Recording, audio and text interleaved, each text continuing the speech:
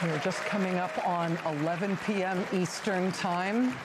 You have just experienced the longest State of the Union ever in State of the Union history. It wasn't just the feeling you had, it was the math. Over an hour and 47 minutes, the president blowing out of the water the previous record for the longest State of the Union speech ever, a record he himself set last year. In terms of the length of the speech, which I think will probably be the bottom line up front that people take away from this speech, was just how achingly long it was. Part of that was because of the pace. The president proceeded through this speech with two remarkably different speeds. At the very beginning, he was speaking very quickly and very excitedly, and he ran through a number of striking lies on economic matters. The very beginning of the speech, he talked about having inherited the worst inflation in the history of the country, completely ignoring the worst inflation in the history of the country was in the 1980s and the 1920s. He then talked about gas prices and misstated them dramatically. Gas prices on average are like $2.94 a gallon. He was talking about $1.85 a gallon gas. He then talked about his miraculous and best ever in the history of the country job creation. Just for context, in 2023, under Joe Biden, the economy created over 2 million jobs. 2024, under Joe Biden, the economy created over 2 million jobs. 2025, under Donald Trump, job creation was less than 200,000 jobs. So just a wild misstatement by the president. Also, in general, talking about the health of the economy, talked about having inherited the worst economy in the history of the country and turned it into the best. Economic growth, GDP growth in 2023 was 2.9% under Joe Biden. 2024, it was 2.8% under Joe Biden. Last year, under Donald Trump, it was 2.2%. So again, just sort of rushing through these statements. He was bragging about grocery prices, food prices. Inflation there is actually up 2.9% over general inflation at 2.5%. Grocery inflation is up this year compared to last year. The president didn't seem very invested in the lies that he was telling about the economy, but he did list a whole bunch of them right off the bat. But as I say, some of the takeaway there, I think, is mostly going to be his pace and his freneticism. I asked our control room to pull just one 30-second clip from this front section of the speech so you can just hear how wound up and weird he was. In fact, we're winning so much that we really don't know what to do about it.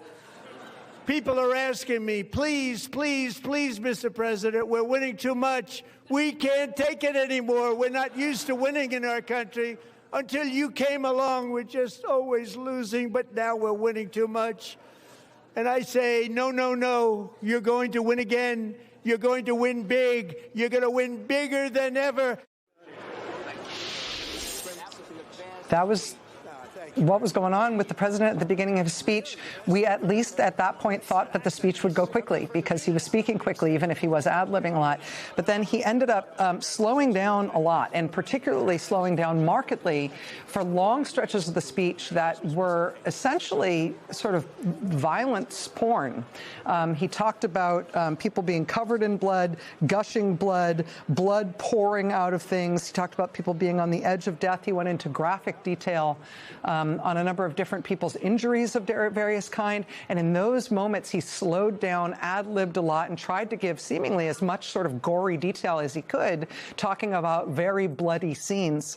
He also, I should mention, in talking in very stark detail about a terrible attack on a Ukrainian woman in North Carolina, ad-libbed that the person who had attacked her had gotten into this country because of open borders, which was not at all true. That woman was not attacked by somebody who had come from outside this country. But that was the sort of, as again, sort of violently pornographic riffing that the president did very slowly throughout the back half of his speech, which made it go on for the longest period any State of the Union address has ever gone on before. There were very few actual proposals that were announced. He announced a war on fraud. to be led by J.D. Vance. He announced something about 401ks. I think the length of the speech, there'll be two takeaways, my take it's, from this speech. And one is the length of it as the president luxuriated in the descriptions of the goriest things that have ever been mentioned in any State of the Union speech. And I think also this indelible image from just before he started. Congressman Al Green, who famously heckled the president and sort of wielded his cane at the president last year, this time holding up a sign at the beginning of the speech that said, "Black people aren't apes," before he was rushed out of the chamber. That, of course, is a reference to the president having posted something on social media, putting the heads and faces of former president and former First Lady Barack and Michelle Obama on apes' bodies.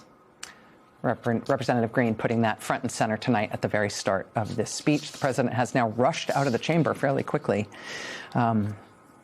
and we now await the Democratic response. Nicole, what did you see tonight? Well, I saw the same things you saw, but I circled the same moment, and I didn't know what soundbite you were going to play. But there were two things said before the speech that just clanged in my ears the whole time. One of them was Senator Cory Booker, who said to you in response to your last question, in explanation for why he wasn't going, Donald Trump is violating the rule of law. He's violating judicial orders. He's taking our children. He's violating our public safety. This should not be business as usual. Our country is in crisis. And then Stephanie Ruhle talked about how he's in a gilded bubble. And I actually viewed the speech as a window. As Chris said, he's not trying to persuade anyone of anything. This was a window into what Stephanie's describing. He lives in a world, and after he talks about all that winning, he talks about how everyone comes up to him and talks about how hot we are. Well, do you know who thinks that? 34% of Americans approve of the job he's doing. I don't know what subset thinks the country's hot, but it definitely most likely includes the people on the omelet line at Mar-a-Lago. Yeah. And so his entire feedback loop is exactly what Steph Ruhle described after being with him today. This, not just a bubble, which all presidents can end up in. Most tried hard to push out of it, literally and figuratively. He has wrapped himself in the kind of people who think the country is hot. And when he said that to a country of which 66% disapprove of the job he's doing, including large swaths of his own coalition, he just revealed himself to be completely out of touch.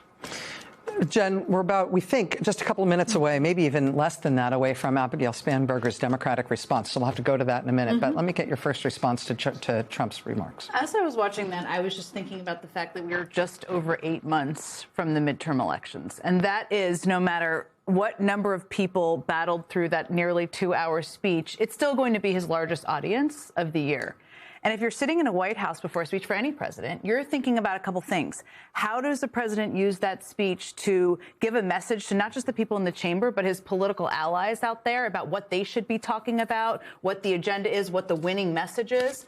And Trump decided to double down on things that are hugely unpopular. I mean, to your point, it was like a 3-part speech. There was the gross, violent pornography part of it. There was the circus entertainer part where he was bringing out unrelated people in vignettes. And then there was a part that was policy-ish, right? And that was doubling down on tariffs. In the ABC poll, 72% of independents disapprove.